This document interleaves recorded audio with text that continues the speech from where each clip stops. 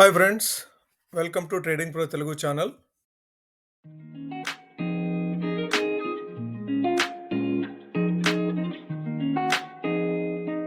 Good evening friends, welcome to post market analysis. ఈరోజు వీడియోలో నిన్న పిఎస్యు బ్యాంక్స్ పాజిటివ్గా లాస్ట్ 10 minutesలో పాజిటివ్గా మూవ్ అయినాయి. అట్లానే ఈరోజు కూడాను పిఎస్యు బ్యాంక్స్ పాజిటివ్గా ట్రేడ్ అవ్వడం చూసాం. దీనికి ప్రధాన కారణం ఏంటి ఈ వీడియోలో తెలుసుకుందాం. అట్లానే గత రాత్రి యుఎస్ మార్కెట్స్ చాలా పాజిటివ్గా స్ట్రాంగ్ గెయిన్స్ పోస్ట్ చేయడం చూసాము. దీని వెనుక అసలు కారణం ఏముంది, trade deal, US China trade డీల్లో ఏం జరుగుతుంది, ఆ విషయం గురించి కూడా ఈ వీడియోలో డిస్కస్ చేద్దాం. దాంతోపాటుగా బంగారం, సిల్వర్, ఈ రెండు మెటల్స్ కూడా ప్రెషియస్ మెటల్స్ కాస్త డౌన్ సైడ్ చూస్తూ ఉన్నాం. మనం గత వారం రోజులుగా చూస్తే ఆల్మోస్ట్ హైస్ నుంచి 10 to 15% కరెక్ట్ అవ్వడం చూసాము. సో దీనికి ప్రధాన కారణం ఏంటి, అసలు ఎందుకు పెరిగినాయి, మరలా ఇప్పుడు ఎందుకు తగ్గుతున్నాయి, ఈ విషయం మీద కూడాను కూలంకషంగా డిస్కస్ చేసే ప్రయత్నం చేద్దాం. ఓకే, ముందుగా పిఎస్యు బ్యాంక్స్కి సంబంధించి నిన్న ఏం జరిగింది. నిన్న లాస్ట్ 10 minutesలో PSU banks almost PSU bank index అయితే 2.2% రైజ్ అవ్వడం చూసాము. సో దీనికి ముఖ్యమైన కారణం మనం ఆలోచిస్తే లాస్ట్ మార్కెట్ క్లోజ్ అవబోయే ముందుగా ఒక చిన్న అప్డేట్ వచ్చింది గవర్నమెంట్ నుంచి. అదేంటంటే ఇప్పటివరకు ఎఫ్డిఐ లిమిట్ ఎనీ పిఎస్యు బ్యాంక్లో ఎఫ్డిఐ లిమిట్ వచ్చేసేసి 25% మాత్రమే ఉంది. అయితే ఆ 25% మొత్తం కూడాను చాలా బ్యాంక్స్లో ఇప్పుడు ఎఫ్డిఐ స్టేక్ లేదు. అప్రాక్సిమేట్గా 10 to 12% మాత్రమే వాళ్ళు స్టేక్ మెయింటైన్ చేస్తున్నారు మన పిఎస్యు బ్యాంక్స్లో. అయితే ఇప్పుడు సెంట్రల్ గవర్నమెంట్ నుంచి ఒక అప్డేట్ రావడం జరిగింది నిన్న before closing of market hours. So అదేంటంటే 49%కి ఎఫ్డిఐ స్టేక్ని ఇంక్రీజ్ చేసినట్టుగా ఒక న్యూస్ పబ్లిష్ అవ్వడం చూసాము. సో ఇది కనుక రియాలిటీలోకి వస్తే చాలా పిఎస్యు బ్యాంక్స్లోకి ఎఫ్డిఐ స్టేక్ అనేది కాస్త ఇంప్రూవ్ అవుతుంది. అయితే ఇప్పుడున్న 25% స్టేక్ కూడాను ఫుల్ఫిల్ అవ్వలేదు. అంటే వాళ్ళు మ్యాక్సిమం 10 to 12% మాత్రమే వాళ్ళు హోల్డ్ చేస్తున్నారు. సో మరి అదేంటి 49% ఇంక్రీజ్ చేయడం వల్ల ఉపయోగం ఏంటి అంటే ఫ్రీ ఫ్లోటింగ్ స్టాక్స్ ఉంటేనే, ఫ్రీ ఫ్లోటింగ్ ఉంటేనే దాంట్లోకి ఎంట్రీ తీసుకోవడం అవుతుంది. ఇప్పటివరకు 78 to 76% వరకు కూడాను మన సెంట్రల్ గవర్నమెంటే హోల్డ్ చేస్తూ ఉంది. ఇప్పుడు 49% వరకు ఫ్లోటింగ్ అవైలబిలిటీ ఉంటే అంటే గవర్నమెంట్ వచ్చేసేసి స్టేక్ సేల్ చేయాలి. సో ఆ సెల్ చేసినప్పుడు మన ఎఫ్డిఐస్ ఎంట్రీస్ తీసుకుంటారు. సో ఆ విధంగా ఫ్లోటింగ్ పెరుగుతుంది, మార్కెట్లోకి ఈ పిఎస్యు బ్యాంక్స్ యాక్టివిటీ అనేది ఇంక్రీజ్ అవుతుంది. సో దాంతో పిఎస్యు బ్యాంక్స్లో సడన్గా స్పట్ నిన్న లాస్ట్ 10 minutesలో స్పట్ చూసాము. అట్లానే ఈ రోజు కూడా అవి చాలా పాజిటివ్గా మూవ్ అవడం చూసాం మనం. సో మీరు అబ్జర్వ్ చేస్తూ ఉండండి, ఆ స్టేక్కు సంబంధించిన న్యూస్ ఎప్పుడు అవుట్ అవుతుంది, అది ఏ డేట్ నుంచి కన్ఫర్మ్ అవుతుంది అనేది మీరు దాని మీద ఒకసారి కన్నేసి ఉంచితే మీకు కూడా ఏదైనా ఆపర్చునిటీ ఉంటే చూసుకోవచ్చు పిఎస్యు బ్యాంకు సంబంధించి. దాని తర్వాత మనం చూడాలి అంటే యుఎస్ మార్కెట్స్ నుంచి మనకి లాస్ట్ నైట్ చాలా పాజిటివ్ ఇండికేషన్స్, అంటే లాస్ట్ 2 to 3 days నుంచి యుఎస్ మార్కెట్స్ పాజిటివ్గా క్లోజ్ అవుతూ ఉన్నాయి. సో లాస్ట్ నైట్ కూడాను ఆల్ టైమ్ హై దగ్గర డోజోన్స్ కానీ నాస్డాక్ కానీ ఆల్ టైమ్ హై దగ్గర క్లోజ్ అవ్వడం చూసాము. దీనికి రీజన్గా చూడాలి అంటే మనము లిక్విడిటీ ఈజ్ అవుట్. ఫెడ్ ఏదైతే ఉందో వాళ్ళు 25 basis points కట్ అనేది కన్సిడర్ తీసుకుంటారు. 28th and 29th of October వాళ్ళు ఫెడ్ మీటింగ్ ఉంది. ఆ ఫెడ్ మీటింగ్లో 25 basis points కట్ తీసుకుంటారు, అట్లానే లిక్విడిటీ ఈజ్ అవుట్ చేస్తారు అన్న పాజిటివ్ హోప్స్ మీద మార్కెట్స్ రైజ్ అవుట్ అవుతున్నాయి. ఒకవేళ కనుక రేపు నైట్ ఫెడ్ కనుక రేట్ కట్ చేయకపోతే మరలా ఎంతైతే పెరిగినాయో, ఈ వీక్ మొత్తం ఎంతైతే పెరిగినాయో అవి మొత్తం ఒకసారి డౌన్ అవుతాయి. మీరు చాలా కేర్ఫుల్గా ఉండండి. యుఎస్ మార్కెట్స్ డౌన్ అయితే మన మార్కెట్స్ కూడాను ఆ తర్వాత రోజు అంటే 30th ఆ రోజు మన మార్కెట్స్ కూడాను కుప్పకూలే అవకాశం ఉంది ఒకవేళ ఫెడ్ కనుక రేట్ కట్ చేయకపోతే. సో మీరు ఫెడ్ రేట్ కట్ని అబ్జర్వ్ చేస్తూ ఉండండి. దాంతోపాటుగా యుఎస్ చైనా ట్రేడ్ డీల్ అనేది కౌలాలంపూర్కి వెళ్ళాడు కదా మన ట్రంప్, అక్కడ చైనా ప్రెసిడెంట్ జిన్పింగ్ తోటి మాట్లాడతాడు, మీట్ అవుతాడు. ఆ మీటింగ్లో చాలా విషయాలు డిస్కషన్లోకి వస్తాయి, ట్రేడ్ డీల్ కూడా క్లోజ్ అవుతుంది అన్న పాజిటివ్ ఆప్టిమిజం తోటి యుఎస్ మార్కెట్స్ అనేది రైజ్ అవ్వడం చూస్తూ ఉన్నాము. ఈ రెండు విషయాల్లో ఏదైనా సరే రివర్స్ అయితే, అంటే అనుకున్నట్టుగా జరగకపోతే, ఇది ఫెడ్ రేట్ కట్ చేయకపోయినా లేదంటే ట్రేడ్ డీల్కి సంబంధించి పాజిటివ్ న్యూస్ రాకపోయినా, ఈ రెండు విషయాల్లో ఏది జరగకపోయినా సరే మార్కెట్ మరలా ఒకసారి నెగిటివ్గా టర్న్ అయ్యే అవకాశం ఉంది. So be careful. మన 30th అనేది మనకి కాస్త క్రూషియల్ డే అవుతుంది. ఫెడ్ ఇంట్రెస్ట్ రేట్ డెసిషన్ అనేది 29th నైట్ వస్తుంది మనకి. ఓకే, మనము గోల్డ్ అండ్ సిల్వర్ గురించి క్విక్గా మాట్లాడుకునే ప్రయత్నం చేద్దాము. రీసెంట్గా చూస్తే మీరు 2025లోనే gold and silver almost double అయినాయి అని చెప్పుకోవచ్చు. 2025 జనవరిలో 75,000 రూపీస్ ఉన్న 10 grams గోల్డ్, 24 క్యారెట్ గోల్డ్ రీసెంట్గా couple of weeks back 1,35,000 reach అయింది. సో ఆల్మోస్ట్ 90% అప్రిషియేషన్ చూసాము గోల్డ్కి సంబంధించి. సిల్వర్లో కూడాను అంతే, సిల్వర్ కూడాను డబుల్ అయిపోయింది. సో లాస్ట్ జనవరి నుంచి చూస్తే అక్టోబర్ సెకండ్ వీక్ కల్లా డబుల్ అయిపోయింది. సో దీనికి ప్రధాన కారణం, దీని వెనక ఏమేమి కారణాలు ఉన్నాయంటే, సో ముఖ్యంగా కారణం ఒక్కటే ఉంది. ఏదైతే జియో పొలిటికల్ టెన్షన్స్ ఉన్నాయో, అట్లానే ట్రేడ్ డీల్కి సంబంధించిన కన్సర్న్స్ ఉన్నాయో, వీటన్నిటికి సంబంధించి especially China and India central banks, మన ఆర్బీఐ కానివ్వండి, చైనా సెంట్రల్ బ్యాంక్ కానివ్వండి, సో వీళ్ళు కంటిన్యూస్గా పర్చేజ్ చేస్తూ ఉన్నారు గోల్డ్ని.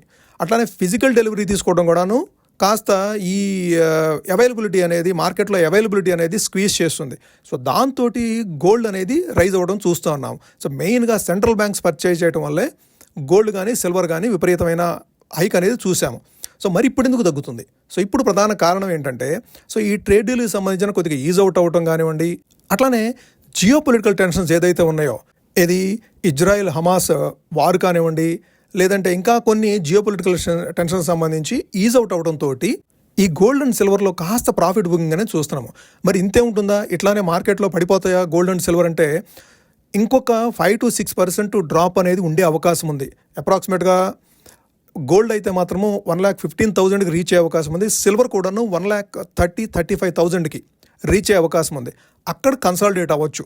ఆ ప్రైసెస్కి వచ్చిన తర్వాత ఈ సెంట్రల్ బ్యాంక్స్ ఏ విధంగా యాక్ట్ చేస్తాయి? సెంట్రల్ బ్యాంక్స్ కనుక ఆ పర్చేజెస్ కంటిన్యూ చేస్తూ ఉంటే మరలా ఒకసారి రైజ్ అయ్యే అవకాశం ఉంది.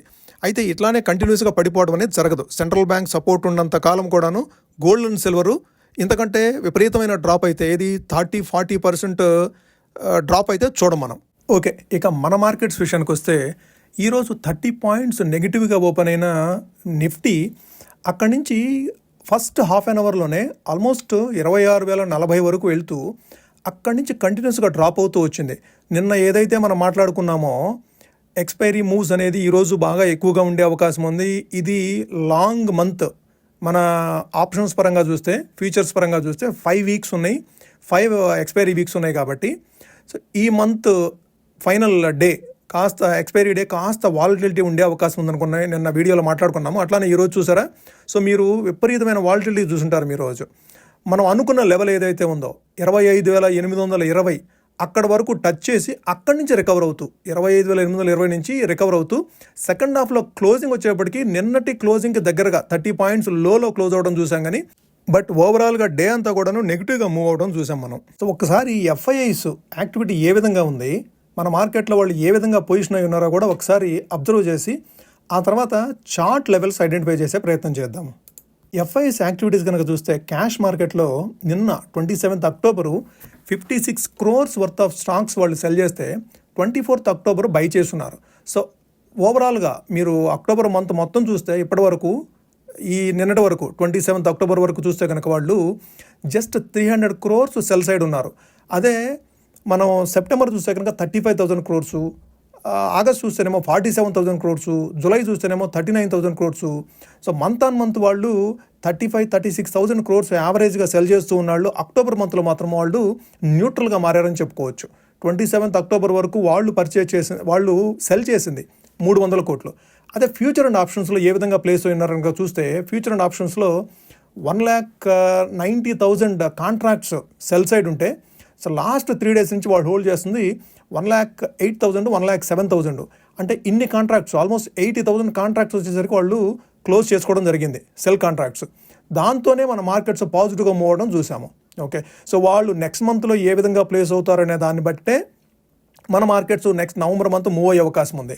ఓకే, సో మేజర్గా మార్కెట్స్ హై సైడ్ మూవ్ అవ్వాలి అంటే ఎఫ్ఐఎస్ పార్టిసిపేషన్ కూడాను కాస్త పాజిటివ్ సైడ్ టర్న్ అవ్వాలి. ప్రస్తుతం అయితే అక్టోబర్ మంత్లో న్యూట్రల్ సైడ్ ఉన్నారు క్యాష్ మార్కెట్ పరంగా చూస్తే. వీళ్ళు కాంట్రాక్ట్స్ కూడాను సెల్ సైడ్ నుంచి కాస్త 1 lakh కాంట్రాక్ట్సే ఇప్పుడు సెల్ సైడ్ ఉన్నారు. సో ఇది నవంబర్ ఫస్ట్ వీక్లో ఏ విధంగా ఉంటుందనేది చూసి దాన్ని బట్టి మనకి ఆల్ టైమ్ హైని క్రాస్ చేస్తుందా, లేదంటే ఇంకా ఇదే రేంజ్లో కన్సాలిడేట్ అవుతుందని మనం అర్థం చేసుకోవచ్చు. అప్పుడు మనం చూద్దాము. సో నవంబర్ ఫస్ట్ వీక్లో మనం ఒకసారి దీన్ని రివ్యూ చేస్తే కానీ మనకు అర్థమవుతుంది. అప్పుడు మార్కెట్ పొజిషన్ బట్టి మనం అర్థం చేసుకోవచ్చు. ఓకే, మనం చార్ట్ చూస్తూ నిఫ్టీ ఏ విధంగా నెక్స్ట్ రేపటికి ఏ విధమైన లెవెల్స్ మనం అబ్జర్వ్ చేయొచ్చో ఒకసారి ఐడెంటిఫై చేసే ప్రయత్నం చేద్దాము. ఇది నిఫ్టీ చార్ట్. మీరు చూస్తే పర్ఫెక్ట్ డోజీ సో ఈరోజు క్యాండిల్ చూస్తే కనుక మీరు పర్ఫెక్ట్ డోజీ క్యాండిల్ వచ్చింది. సో ఇప్పుడు మనం అబ్జర్వ్ చేయాల్సింటే, అయితే నిన్న మనం ఏదైతే డిస్కస్ చేసుకున్నామో 25,820 అనేది పక్కగా ఆ లెవెల్ దగ్గరకు వచ్చి రికవర్ అవ్వడం చూసాం మనము. 25,817 ఎగ్జాక్ట్గా లో ఫామ్ చేసి అక్కడి నుంచి హై కూడాను మీరు చూస్తే ఈరోజు హై వచ్చేసేసి 26,041. నిన్న మనం మాట్లాడుకుంది 26,000 నుంచి 26,100 అనేది మనకి రెసిస్టెన్స్ కింద యాక్ట్ చేస్తుంది ఎక్స్పైరీ డే కనుకున్నాము. అట్లానే 26,040 అనేది హై ఫామ్ చేసింది. సో క్లోజింగ్ కూడాను పర్ఫెక్ట్ డోజీ ఎక్కడైతే ఓపెన్ అయిందో ఆల్మోస్ట్ అక్కడే క్లోజ్ అయింది. సో 30 పాయింట్స్ నెగిటివ్గా ఓపెన్ అయింది. ఈరోజు క్లోజింగ్ కూడాను 30 పాయింట్స్ నెగిటివ్గా క్లోజ్ అయింది. సో ఎక్కడైతే ఓపెన్ అయిందో అక్కడే క్లోజ్ అయింది. పర్ఫెక్ట్ డోజీ ఏర్పడింది ఈరోజు మనం క్యాండిల్ స్టిక్ ఫార్మేషన్ కనుక చూస్తే. నెక్స్ట్ మనము అబ్జర్వ్ చేయాల్సిన రెసిస్టెన్స్ అండ్ సపోర్ట్ విషయానికి వస్తే, సపోర్ట్ సేమ్ 25,825 అనేది సపోర్ట్ అవుతుంది. అదే రెసిస్టెన్స్ చూడాలంటే మనము ఈరోజు హై, ఈ డోజీ క్యాండిల్ హై ఏదైతే ఉందో 26,040 అనేది మనకి రెసిస్టెన్స్ కింద యాక్ట్ చేసే అవకాశం ఉంది. ఓకే, సో 26,040 క్లోజ్ అయ్యి కనుక అప్ సైడ్ డెసిసివ్గా మూవ్ అవ్వగలిగితే మరలా ఆల్ టైమ్ హైని, నెక్స్ట్ రెసిస్టెన్స్ మనకి ఆల్ టైమ్ హైయే 26,280 అనేది మనకి రెసిస్టెన్స్ కింద యాక్ట్ చేస్తుంది. సపోర్ట్ మాత్రము ఇది ప్రాపర్ పక్కా సపోర్ట్ కింద యాక్ట్ చేస్తుంది. 25,820 అనేది ప్రాపర్ సపోర్ట్ కింద యాక్ట్ చేస్తూ ఉంది మనం నిఫ్టీ విషయానికి వస్తే. ఓకే, సో ఇది ఫ్రెండ్స్ ఈరోజు వీడియో. మీకు నచ్చినట్టయితే వీడియోని లైక్ చేయండి. అట్లానే ఇది మీ ఫ్రెండ్స్కి కానీ మీ కొలీగ్స్కి కానీ యూస్ఫుల్ అవుతుంది అనుకుంటే షేర్ చేయండి. అట్లనే ఛానల్ని ఇప్పటివరకు సబ్స్క్రైబ్ చేయకుండా చూసినట్లయితే ఛానల్ని సబ్స్క్రైబ్ చేసి మమ్మల్ని ఎంకరేజ్ చేయండి ఫ్రెండ్స్. Thank you.